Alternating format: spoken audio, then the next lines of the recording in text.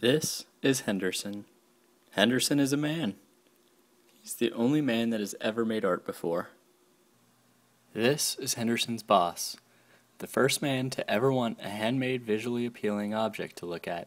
He hired Henderson to achieve this goal. Henderson is incredibly productive, but could never satisfy.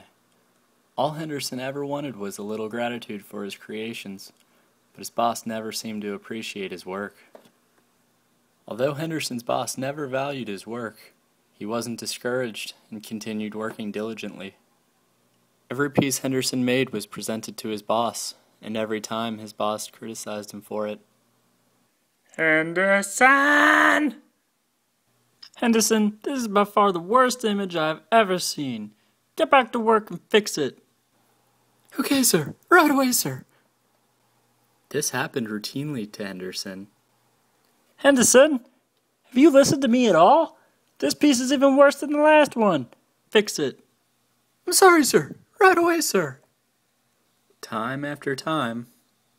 Too amputated. Too many cubes. That's not what people look like, Henderson. Too odd. What am I even looking at, Henderson? You know I'm allergic to bananas. Perfect. Just what I always wanted, Henderson. 4 amputees mooning me. Where did you find my baby pictures? Needs more eyes. A bunch of shapes and squiggly lines, Henderson? Come on. You can do better than this. You're sick. You're just sick. He's sick. He should really see a doctor. That's not how people are born and you know it. I like this one. Wait a minute. Does that kid have a mustache? You've given up, haven't you? After time, through the ages. By the end of his life, Henderson never once satisfied his boss, and never signed a single work, because as far as he knew, they were never appreciated, and he refused to be known for making offensive images. Henderson was a good man, but never achieved his goal.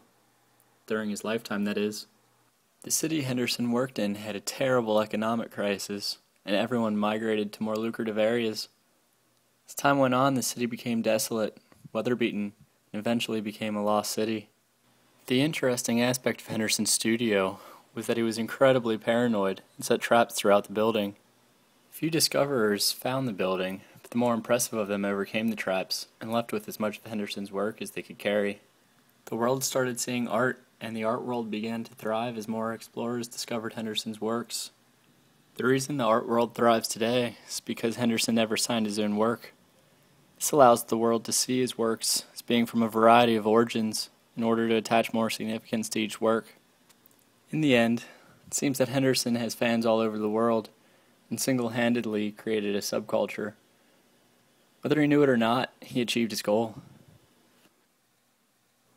Henderson!